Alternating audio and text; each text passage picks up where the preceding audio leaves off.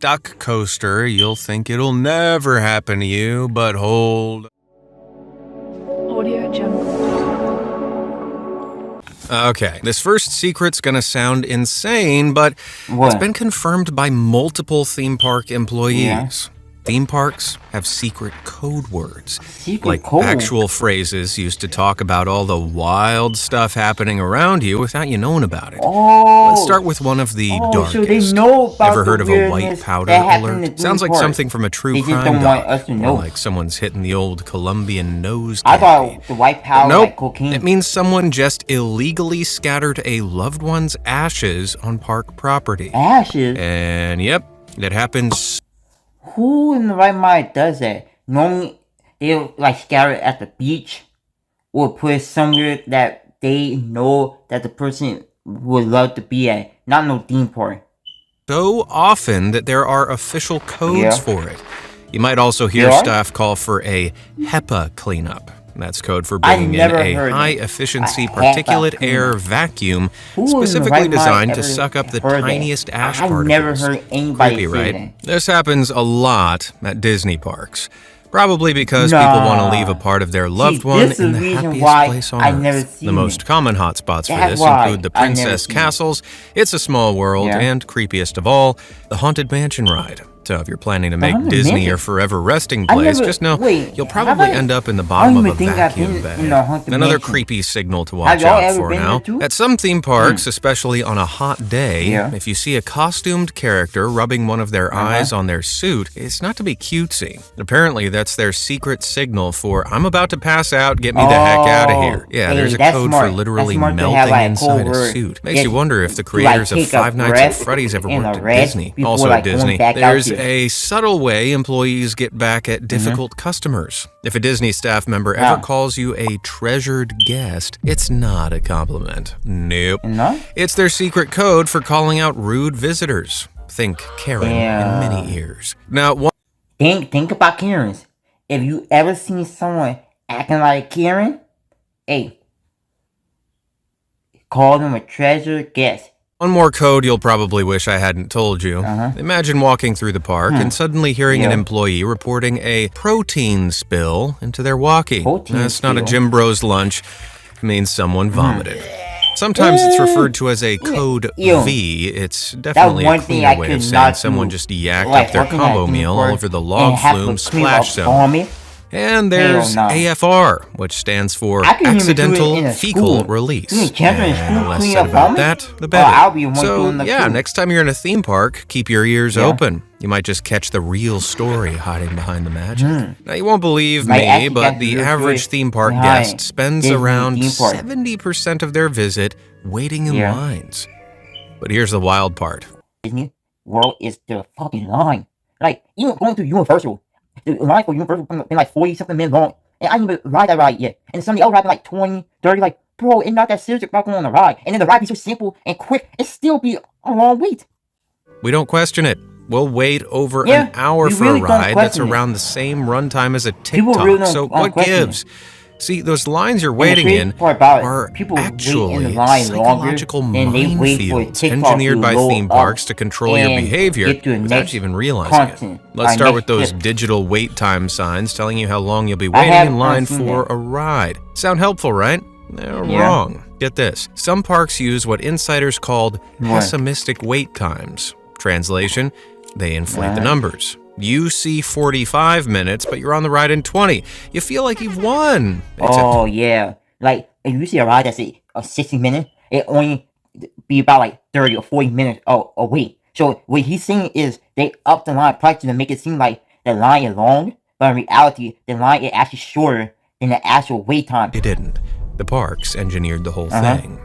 But there's a dark side to this too. Inflated wait times can also push you into buying fast passes that you can use to skip the standby line. Now, if every ride looks like it has a horrifying line, suddenly that pricey upgrade doesn't seem like such a bad idea. And when researchers compared posted times to actual wait times at Disney, the numbers didn't lie. The actual queues were around 60% shorter than their advertised times. Though, it has been widely reported that wait times are notably inflated in America compared to parks. Wait time in Disney is increasing because they want you to buy the fast pass. They want you to spend money. That's what Disney's doing. Disney is really tricking our brain system to spend money, right, at Disney. Odd. To put this to the test for myself, I went to Disneyland Paris and compared the digital wait times to the actual time it took me to get on the rides. I rode 9 rides the whole day, and on average, the queue lengths were actually 6% longer than their advertised wait times. So it seems wait times for rides are generally pretty accurate outside of America. But why do American theme parks overestimate timing so much? Probably because culturally there's a lower expectation for accuracy and transparency. Also, U.S. parks are generally bigger and probably use queue times to manipulate and spread crowds between rides more. U.S. parks also rely more on selling fast passes, so it's not just about guest experience. It's about millions of dollars in upsells. Even the shape of the lines themselves are also designed to mess with your head. Ever notice how you're zigzagging endlessly, never seeing a full queue? That's deliberate. If you saw how long it really was, you'd bail. So they distract you with curves, corners, music, animatronics, sometimes even interactive elements. It's not just a line, it's a psychological pacifier. These days, virtual queues are on the rise. Guests join through an app or digital wristband that tracks queue times across the park. They select which attractions they want to ride and then virtually wait the length of the queue before boarding the ride through the Fast Pass entrance. Sounds great in theory, but think about it. While you're roaming the park, waiting for your time to ride, you pass that food stand, that gift shop, out of line, you're more likely to spend, and the park knows. Like, you're literally spending I'm telling y'all, it's gonna be $1,000 just for one day at Disney World. Like, literally, one day at Disney World, you'll spend about $1,000. So what can you do? Well, honestly, not much. But there are a few free tricks. The best cheat code, single rider lanes. These are separate lines for solo guests used to fill empty seats on rides, and they can seriously cut your wait time. Not every ride has them, but keep an eye out for the signs. Just know the catch, you'd have to be willing to split from your group to ride. No exceptions. So grab your most And normally, when I be looking at some of these rides, the single person ride be a little more like shorter than the actual group ride too. Independent friends and embrace the solo life. Now, if you're hardcore coaster head, you've probably argued about the best seat on board. Now, sure, you might get the best view on the front row, but if you want the wildest ride, you're doing it wrong. Coaster designers say the back row is where it's at.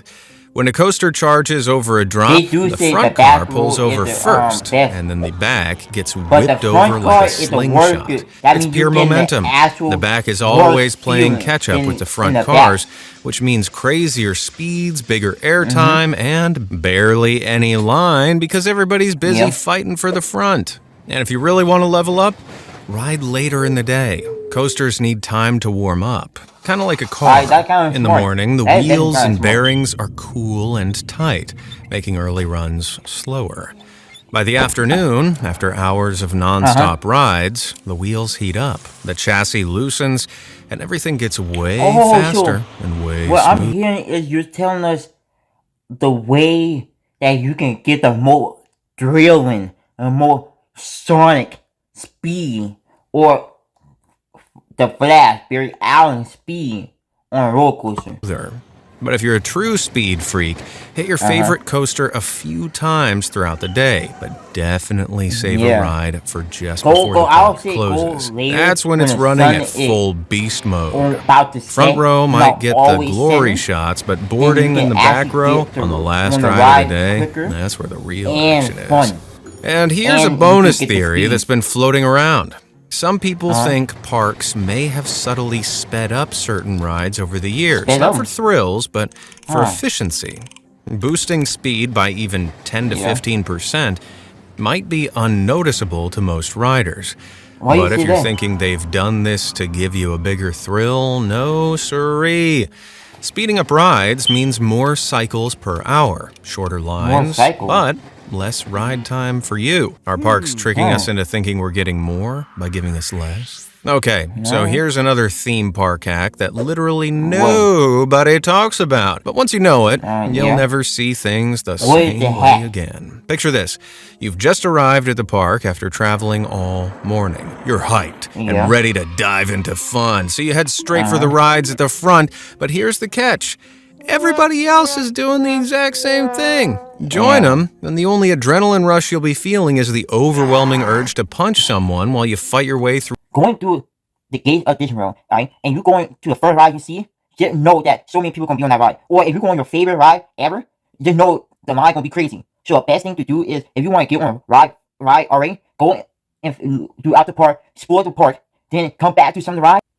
Endless shoulder-to-shoulder crowds. The real move, hot-footed straight to the middle section of the park while everyone's jammed at the front. Yeah, right. You can knock out a few rides with zero weight. Yeah, like then knock out a couple work of your way rides, toward the back of the park and take advantage of these still practically queueless rides there. By the time the crowds catch up, you'll already have been and gone. And here's where it gets even crazier. If you stop and look around, you'll notice most people instinctively veer right when entering a park. Why? Science. Most likely stemming from the fact that most people are right-handed. Our brains are so hardwired to lean that way in unfamiliar places, and in a crowd, herd instinct takes care of the rest. So the ultimate pro move, go left, hit the middle, then work your way to the back. Fewer lines, more rides, plus some extra sweet satisfaction from beating the system. You're welcome. So real talk, there are thousands of trash cans at theme parks, but Disney World in Florida, they take it to the next level, placing one every 30 feet. But if you've ever visited, have you ever actually seen someone empty one? No. You know exactly. Think about it. Tens of thousands of people are cramming Mickey waffles and turkey legs into their faces every single day. Yet somehow... What type of food that y'all ever tried at Disney World that was like top tier that I can actually try myself? Wow. You never catch anyone hauling away a giant bag of trash. It's not just luck. It's not even magic. There's something way weirder. You've probably heard about the utilidors, those secret underground tunnels at Disney World Orlando where cast members move around without ruining the fantasy. But here's what Disney really doesn't want you thinking about.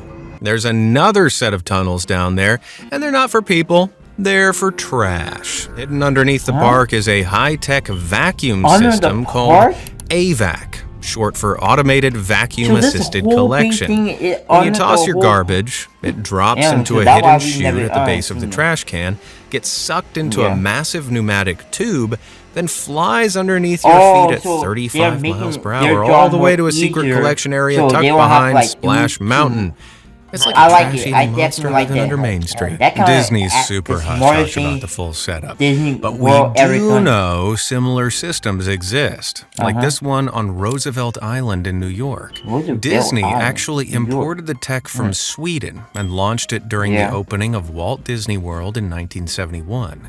The system is unique to Disney World in Orlando, while other Disney parks, like Disneyland Paris, empty their trash manually. I've never been to Disneyland Paris. It does kind of make you wonder, how come Disney didn't roll out the system to their other parks? One thing I do a blog channel and got the right funds to go like different country or state around the earth, I'll go and try to compare Disney Paris and Disney World, and I'll do them on like separate week or separate day. Once I have the funds and start making a blog channel. That is creepy. The childhood rite of passage. Nervously shuffling up to that height stick outside your dream roller coaster. It's a moment of suspense while you get the green light or face the gut-wrenching agony once you get to that maybe next certain year. level But of how height, are height requirements so actually set? Yes, Here's the deal. Ride get on the manufacturers ride. determine a minimum height based on safety tests and engineering. But once the park buys the ride, they can tweak the requirement, though they can only raise it, not lower it. Why? Sometimes it's a marketing tactic to target older thrill seekers and keep younger kids off rides that might not be suitable. For example, Thorpe Park in the UK set the height requirement for... You have to be a certain height to ride certain roller coaster or ride, because Disney World do that ride for the younger, shorter kids. But if you like short, but you still like inch to that line, then yes, they're only doing it for the people who want that thrill, life, that like fast-paced life. Or the horror-themed Saw at 52 Horror-themed inches, Saw. though most coasters of the same model run safely at 47 inches. Height requirements also vary by country. In Europe, they're in meters, while in the US, they're in inches. This means you might be able to ride similar coasters in one country, but not the other. Take Nemesis Inferno at Thorpe Park in the UK and Raptor at Cedar Point in the US. They're both almost identical inverted coasters, but Raptor has a 54-inch minimum, while Nemesis has a 1.4-meter requirement. Convert that, and Raptor technically has a stricter height requirement. In reality, it's more likely that the manufacturer's height requirement for the ride is at least 54 inches, meaning each park has been able to adapt their height requirements safely to the nearest number unit. Cedar Point has simply rounded the ride's minimum height requirement to the nearest inch, while Thorpe Park has rounded it to the nearest 0.1 meter. So if you're just a hair too short, try crossing an ocean and give it a go there. Coming out of your seat mid-ride is the ultimate theme park nightmare. Even for the most experienced coaster enthusiasts, your life is in the hands of a metal bar and what's actually keeping you in. And how safe is it, really? There are two main types of roller coaster. We are about to get into safety. That's one thing I definitely want to learn about. Like, how safe are the metal bars they strap you? Because once you get on the roller coaster, the metal bars will be like your safety belt. Like when you're in a car and you gotta put in your safety belt to be safe in a car, that's what they're supposed to be. Restraints, ratchet and hydraulic. The hydraulic restraints use pressurized fluid to hold the bar in place, while ratchet restraints are the most common.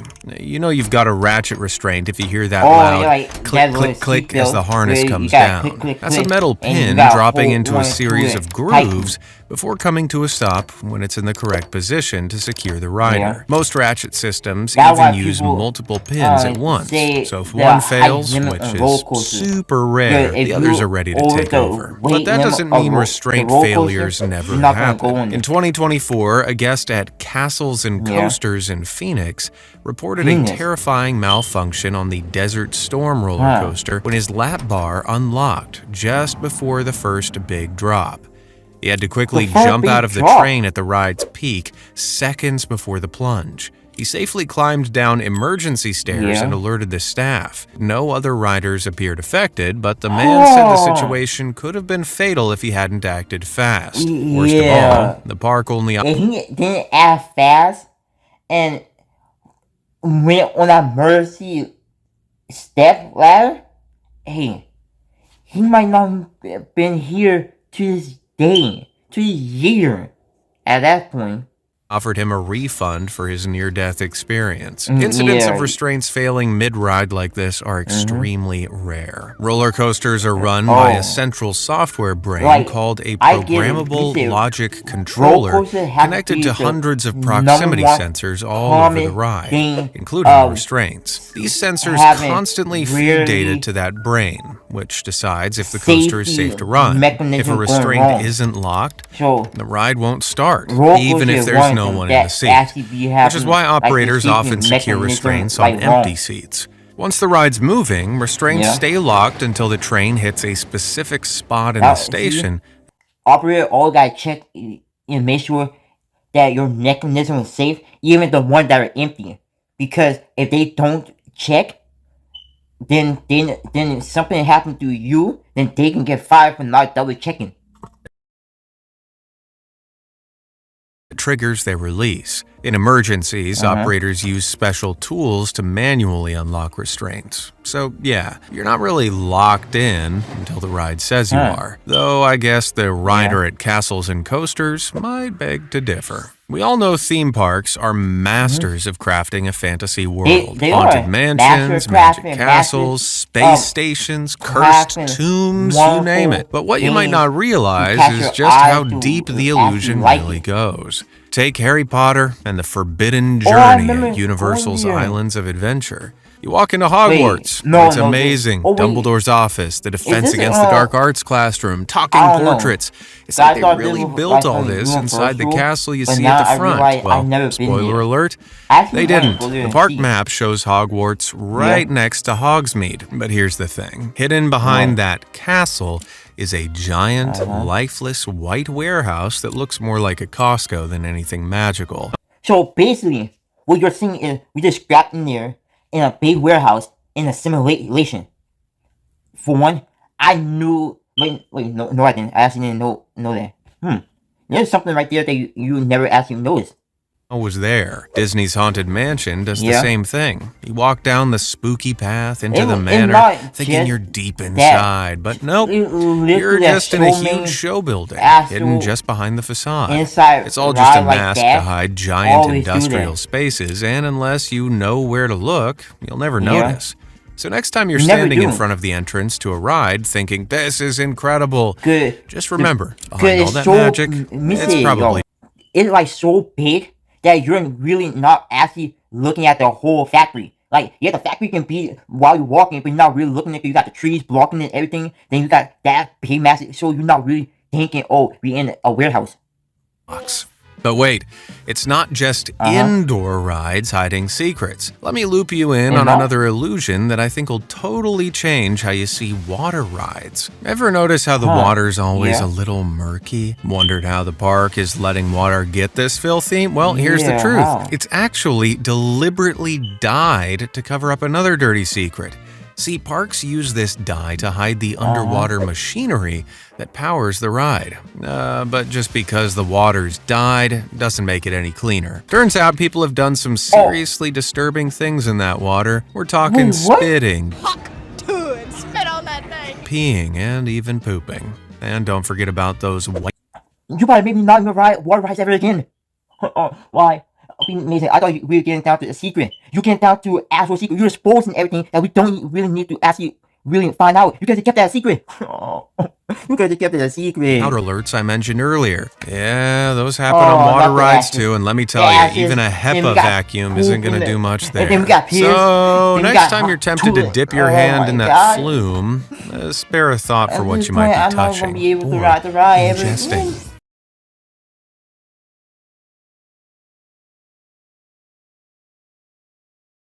It's Yeah. even happened to What? me. But don't freak out. 99% of the time, these are not dangerous. They're usually triggered by basic stuff like safety systems doing their job, a tiny so power it glitch, basically or them, guests like, checking dropping the, something system mid-ride. Big just in theme case parks, yeah, they something see happens multiple ride to stoppages make it or seem like it's- evacuations every single week, seem like especially in peak season. Most things breakdowns are happen good and quietly safe. behind the scenes without anyone ever noticing. But those crazy high-up ones that make the news, they're rare, but still happen a couple times a year. While operators can manually stop the ride, most of the time, the computer's actually running the show. Remember those proximity sensors that are everywhere? Well, sometimes those sensors get a little overprotective, halting the ride for even the tiniest hiccup. Here's how it goes down. When the system Bro, detects a that kind of problem, it locks the crazy. restraints and safely brings the ride to a stop. Operators check the system, call maintenance, and try to get things back to normal. If they fix it quickly,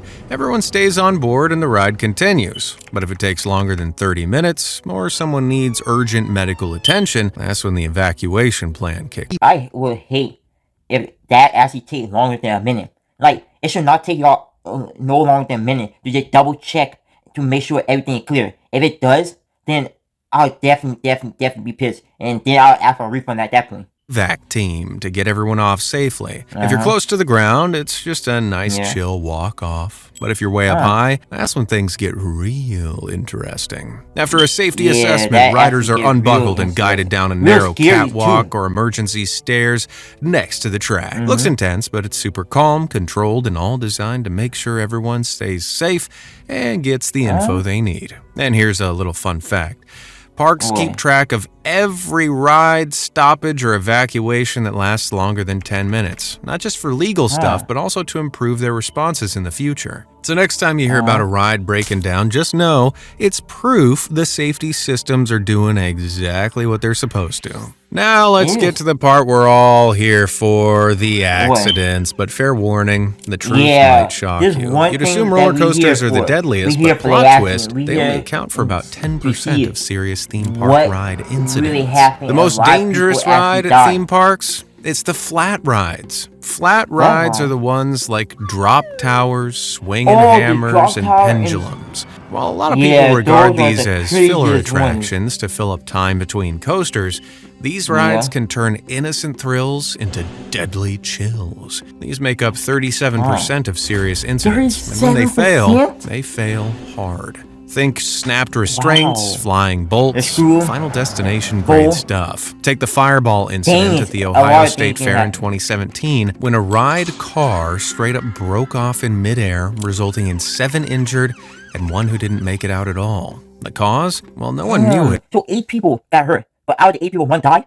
See, that's the reason why they always say before you enter the park or anything, the people that work in that specific ride have to double check to make sure that their ride is safe. Because if you don't double check every time you enter your station on that ride, then it's going to be your fault for not checking to make sure that ride was safe before anybody got on it.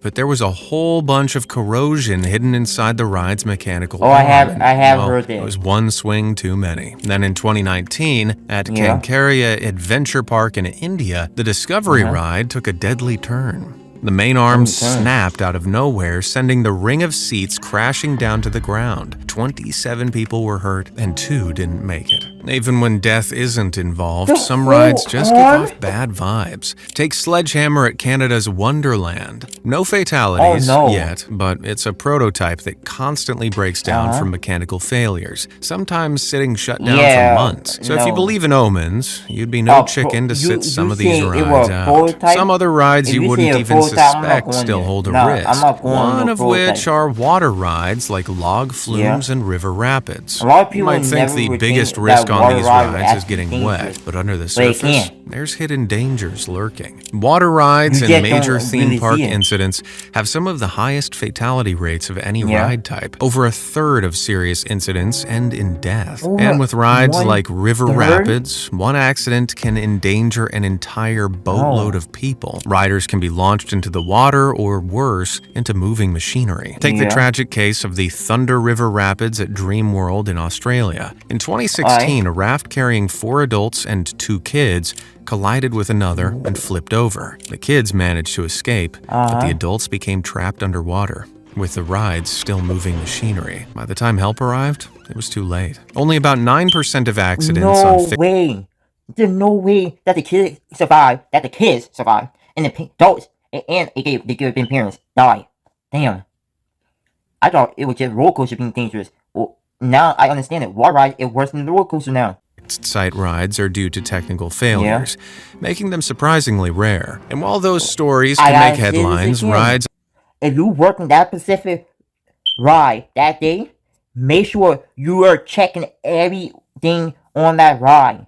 I mean everything on that ride before ever opening that ride you're working at or open the park itself. That major parks are still among the safest attractions out there. That's thanks to layered redundancy, engineering speak for backup systems on top of backup systems. Restraints have dual locks, braking systems are doubled up, and coaster supports are designed to share the load if one fails. That's what saved Fury 325 in 2023. When a huge crack split one of its main beams mid-operation. The coaster didn't immediately collapse because nearby supports picked up the strain. The ride was still shut down, the beam replaced, and investigators found the cause. Slow-building metal fatigue from years of repeated stress. Scary? Sure, but these rides are, in a way, designed to fail. But in the safest way possible, of course, which is actually pretty neat. When something goes wrong on a ride, the ride operator on duty is often told to keep tight-lipped while corporate handles the legal mess. And one park is usually the... At that second, if corporate trying to keep a low profile, report corporate immediately. one held legally responsible, blame still tends to fall on the operators. After a 2015 crash at Alton Towers left 6 people seriously injured, the park was prosecuted, but a young operator was fired anyway, despite never being criminally charged. And it's not just operators under pressure. Maintenance staff can face the same corporate silencing. One technician at Orlando's Icon Park claims he was fired for refusing to falsify safety logs on the Orlando Freefall ride. In a lawsuit, he said he'd flagged issues with the ride's seats and structure months before 14-year-old Tyree Sampson's fatal fall in 2022. He also alleged that ride operators... He died in 2022, so that means 2023, 15, 2024. He'll be 18 this year. Oh, that's messed up. Sensors to fit larger riders. After the incident, he was allegedly asked to fill in missing maintenance records. When he refused, he was fired. And this isn't the only time warnings from employees. Something tragedy happened like that, and the operator or employee failed to give like short detail or something, one word of what happened, then they can really get fired right there on the spot because you're not supposed to sit there and hide. Right there, that give the cops reason that... In one Disneyland, California case, a guest waiting in line killed after being struck by a loose metal cleat from the ride. According to the lawsuit, employees had flagged the loose cleat weeks before the accident. And still, the operator in charge on that day wasn't even trained to work on that ride. One thing is, if you never got trained to work a big ride, don't do it. Don't be going on a big ride for your first day and think, oh, you got it. No, because you're going to kill someone. So stick to the smaller rides. Stick to rides that you know that you can handle before going like the big ones. Depending on the complexity and size of the ride. In reality, most ride operators take safety very seriously and work hard to make sure everyone has a fun, incident-free experience. Think about it. They're probably more nervous than you are that something could go wrong on their watch. So next time your stomach's in knots while waiting in line, spare thought for the person in the operator booth. They're riding the pressure every day. You've probably noticed ride operators are more often than not teenagers. So why are literal college students in charge of multi-ton death machines? Well, because theme parks rely on seasonal workers, and short-term contracts are pretty appealing when you're broke and home from college. But here's the part they don't show you in the recruitment video. Seasonal employees can work up to 11 hours a day, 6 days a week, often stuck out in the heat with zero shade. If you work the morning shift, that could include being a ride dummy. What you're saying is you are a dummy. You're testing out the ride before actually allowing people on the ride to have fun. Things sold to guests, leaving them with food that's about to expire. Gross. Even worse, some employees claimed that because of the short turnaround between shifts, uniforms often went unwashed all summer, including for staff handling food. At one park, a 16-year-old with no prior kitchen experience was allegedly put in charge of cooking raw meat, unaware that cooked meat should be separated from raw. Ugh. Raw chicken on top of cooked chicken. If Gordon Ramsay been working at that kitchen, Gordon Ramsay definitely going to give you that hell of a life talk. Like, I'm talking about Gordon Ramsay going to get you to... Like, it's going to be worse. I don't know what he's going to say to you, but to pray that Gordon Ramsay wouldn't do it. I am at a loss. And for all that, you're usually making just above minimum wage. But it's not all dismal. There's some perks. Sometimes, staff get to walk the roller coaster tracks at open or close, catching glimpses of amazing views unseen by guests. There are also staff-only ride nights, end-of-season parties, and free entry to sister parks. Still, pressure is high. One mistake, one missed check, and someone could get hurt, or worse. And here's the most disturbing part. Several theme park employees have admitted to working shifts deathly hungover, having not gone to sleep the night before. Yes, including ride operators. Okay, so something else you've probably never thought about. You'd assume every roller coaster is custom built for the park it calls home. But in reality, many rides are actually secondhand. Yep, just like a used car, theme park rides are often bought, sold, and moved around from one... like a hand-me-down. So, like, let's say my brother has this old bike, and then hand it down to me, right? So, is it like a roller coaster or a ride? usually handing it down to the next person to like remodel and make it their own. So the rides are the same. They just change it up different to make it park to another. A coaster might look shiny and new, but could have already thrilled guests across the country, or even across continents. Take the Tsunami Coaster, for example. It's been operating under different names at 4 different parks since 1986. It started at a German carnival, then bounced through a few Six Flags parks in the US, before finally landing at a theme park in Mexico. While it might sound shady, it's not unusual and totally above board. Entire websites exist solely to sell used rides, especially to smaller or regional parks trying to bulk up their attractions without breaking the bank. Of course, the theme parks themselves don't advertise to guests that their rides are recycled. Eco-marketing hasn't gone that far yet, but it's far more common than you'd expect. So what actually happens when a roller coaster is resold? First, the entire ride is taken apart section by section, almost like a giant Lego set, but with way more bolts and way higher stakes. Each piece is labeled and packed up for transport, often across countries.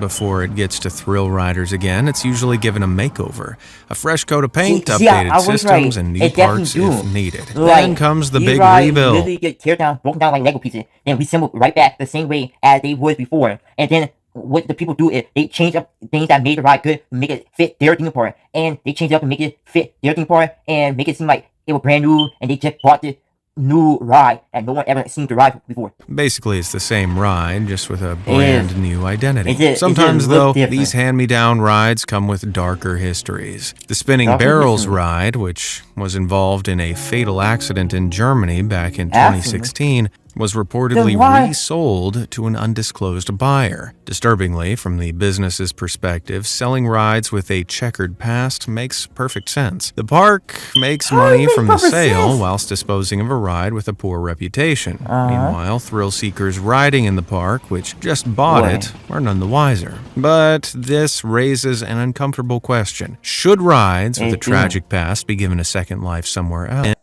So, next time you strap in, understand that you're riding a ride that had crazy past.